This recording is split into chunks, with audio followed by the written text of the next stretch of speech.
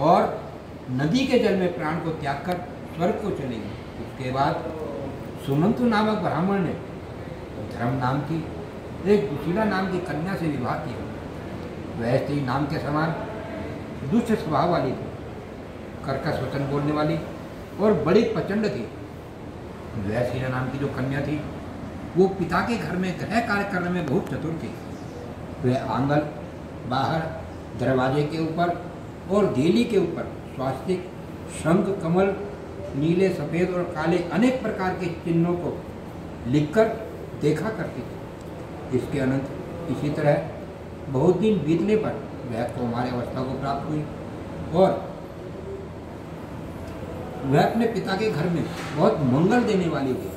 उसको देखकर पिता सोचने लगे, हम इस कन्या को पृथ्वी में किस गुणवान वर को दें। ऐसा विचार करके वो दुखी हुए।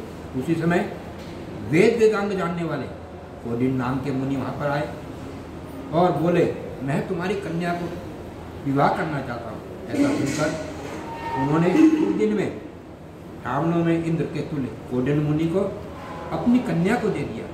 श्री कृष्ण कहते हैं, हे धर्मराज, सुमंतु ने वेद विद्या से उसका विवाह कर दिया। उस समय वहाँ पर स्त्रियां गीत गाने लगी, ब्राह्मण लोग सत्य वाचन करने लगे, बंदी जय जयकार करने लगे। इस प्रकार विवाह सुमंतु ब्राह्मण अपनी कर्तव्य से बोला कि दामाद को संतुष्ट करने के लिए दहेज में कुछ देना चाहिए। ऐसा सुनकर वह कर्कशा क्रोध से घर की शोभा बिगाड़ने लगी और जितना भी द्रव्य था उसको पेटी में बंद करके दामाद से बोली, आप हमारा घर देख लीजिए, हमारे घर में कुछ भी द्रव्य नहीं है, यदि विश्वास ना हो तो देख लीजिए। श्री कृष्ण ने कहा, कहते हैं, हे पार्थ, ऐसा सुनकर वो मुनि उदास हुए और वह कन्या जो है भोजन से बचे हुए अन्न आदि को मार्ग में खर्च करने के लिए चल पड़ी। कौंडिन्य मुनि उस समय सुमंतु की कन्या शीला को बैलगाड़ी में बैठाकर धीरे धीरे चलने लगे। जाते जाते पुण्यदायक यमुना नदी को देखकर उसके किनारे पर रथ को खड़ा करके शिष्यों को नियुक्त करके स्नान ध्यान आदि करने लगे।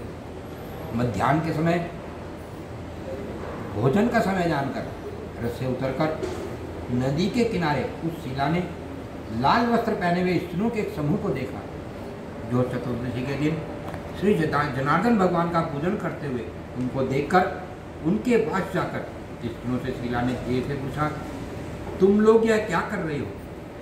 इस व्रत का क्या नाम है? ऐसा सुनकर शील श्रृंगार है जिसका, ऐसी उस शीला से वे स्त्रियाँ बोली, यह अनंत का व्रत है, हम अनंत भगवान का पूजन कर रहे हैं। ऐसा सुनकर शीला बोली, मैं भी उत्तम व्रत को करूँगी। अनंत व्रत की क्या विधि है और वह किस प्रकार करना चाहिए, इसमें क्या दान करना चाहिए, कौन से देवता का पूजन किया जाता है, यह सब मुझसे कहो। ऐसा सुनकर वे स्त्रियाँ बोली, हे शीले, उत्तम अन्न की एक शेर लेकर उसके मालपुए आदि पकवान बनाकर आधा दान करें और आधा स्वयं ग्रहण करें, फिर शक्ति से युक्त दक्षिणा देवें और व्रत नदी के किनारे पर करें। भगवान हरि की कथा सुने, कुशा के शेषनाग बनाकर उनको एक पात्र में रखकर स्नान करावें और मंडप के भीतर भगवान का विषय विधि पूजन करें। चंदन, पुष्प, धूप, दीप अनेक प्रकार के निवेद्य और मिष्ठान आदि रखें। उनके आगे मजबूत सूत का डोरा 14 गांठ देकर बाएं हाथ में बांधे। प्रथम यह स्मरण रहे, हे वासुदेव, नहीं है अंत जिसका, ऐसे संसार रूपी महासागर में डूबे हुए मेरी अच्छी तरह से उद्धार करें और अपने अनंत रूप में लीन करें। हे सूत्र रूपी अनंत भगवान, आपको बारंबार नमस्कार है। ऐसा स्मरण करके सूत्र रूपी अनंत भगवान को बाएं हाथ में बांधकर स्वस्थ चित्त होकर भोजन करें और संसार रूपी अनंत नारायण भगवान का ध्यान कर भोजन कर अपने घर को जाओ। बकरे, यह व्रत हमने तुमसे कहा है। भगवान श्री कृष्ण दृष्टि बोले, हे राजन, प्रसन्न चित्त होकर विधि विधान से कथा सुनकर वह शीला ने सुंदर डोरा हाथ में बांध लिया और व्रत करने लगी। जैसा 14 गांठ देकर बाएं हाथ में बांधने को कहा था, वैसे ही बांधकर उसने भोजन का आधा ब्राह्मण को दिया और फिर स्वयं भोजन किया और फिर प्रसन्न होकर पति के साथ बैलगाड़ी में बैठकर अपने घर को चली गई। तब से उसको शुभ शकुन होने लगे। तब उसको विश्वास हो गया यह अनंत भगवान के व्रत के करने से ही हो रहा है। गोधन धन धान्य आदि से भरपूर हो गई। वह सोने से करके माणिक और मोतियों के हारों से भूषित होकर अतिथि पूजन का स्रोत व्याकुल रहती थी।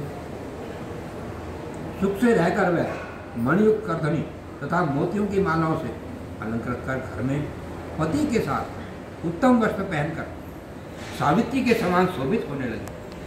किसी समय पति ने बैठी हुई शीला के हाथ में बंधा हुआ सुंदर डोरा देखा और शीला से बोला, हे शीला, डोरा यह तुमने क्यों बांध रखा है? क्या मुझे वश में करना है? ऐसा कहने पर वह बोली, जिसके प्रसाद से संपूर्ण धन धान आदि संपदा मनुष्य को मिलती है, वही ये अनंत हमने धारण किया है। भगवान श्री कृष्ण कहते हैं, लक्ष्मी में मंद उस कोडिन्य ने शीला के हाथ से